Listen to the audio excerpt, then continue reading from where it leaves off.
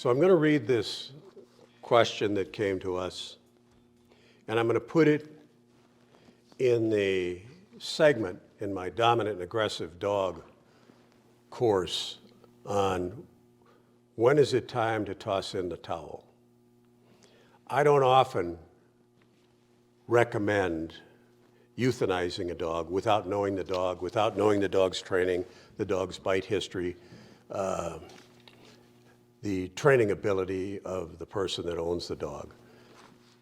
But I'll read this and then we'll talk about it. I had a dog named Ziggy. He's a Cockapoo, a Cocker Spaniel Poodle mix. He's 3 years old.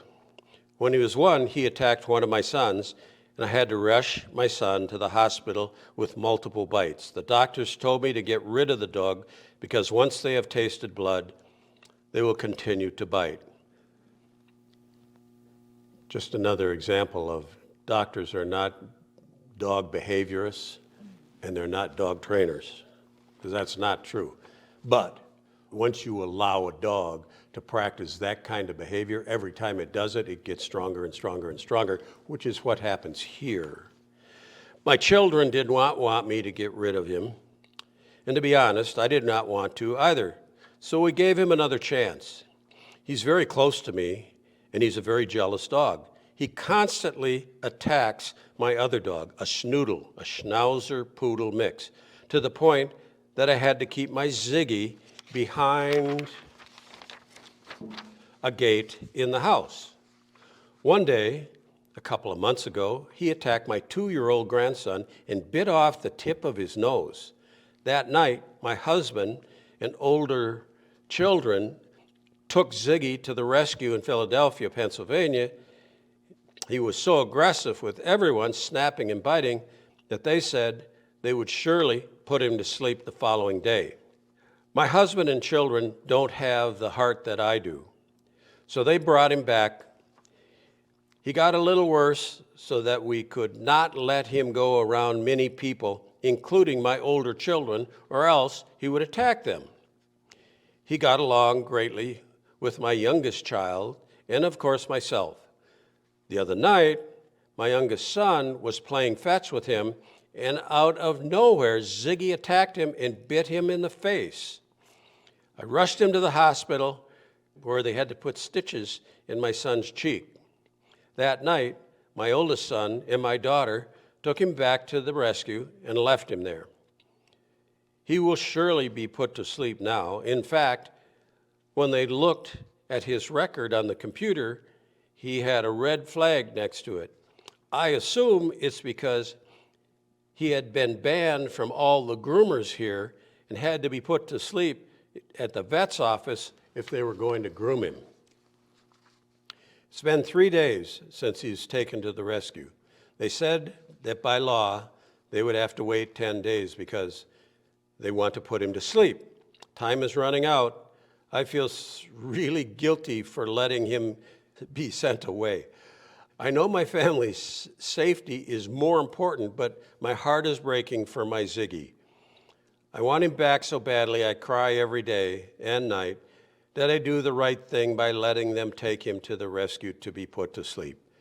Was there anything else I could have done? I wish I could have found someone who could have helped him and either given him back to me or found him a loving home. Please tell me if I was wrong. I don't know how to say it. I very, very, very seldom will recommend that people put a dog to sleep, especially through an email, because I don't know the bite history. I don't know the triggers for the bite. I don't know how the dog is managed at home. I don't know the training ability and the training that dog has gone through or the ability to train dog that the owners own, but this dog should be put to sleep. I can't tell you if this dog had been raised differently, if he would have grown up to be a different dog. I don't think so from all of the bites here. You know, a lot of times you'll have a dog that'll give a warning growl and you scruff him a little bit and knock that off. And it was a case where the dog was just trying to improve its position in life, being on a couch, get off the couch. And, oh, I won't try that again. But then there are dogs that if you tried that with, they'd flat turn and bite you. And every time after that, the bite would get stronger and stronger and stronger, and that's what's happened here. So it's not worth going through all the mistakes that this woman made, because she made a mistake when she first got the dog. And she made a mistake in how she managed the dog in her house. So it comes down to bad management, bad training, and it's an example of how difficult it is for people to make a decision that they should euthanize their dog. And I talk about that in the segment in my dominant dog course on when to toss in the towel. I know how hard it is because I've been there a couple of times, and it's not an easy decision to make. And far be it from me to tell anybody, but something like this is so obvious that this dog needs to be put to sleep. And I'm not sure, well, I won't say it. I was going to say, I'm not sure that this lady should own another dog, but we won't go there. That's an idea for another day. So in closing here, I need to talk about the fact of where these questions and answers come from. They come from the Ask Cindy portal on the front of Leerburg.com. Cindy's my wife.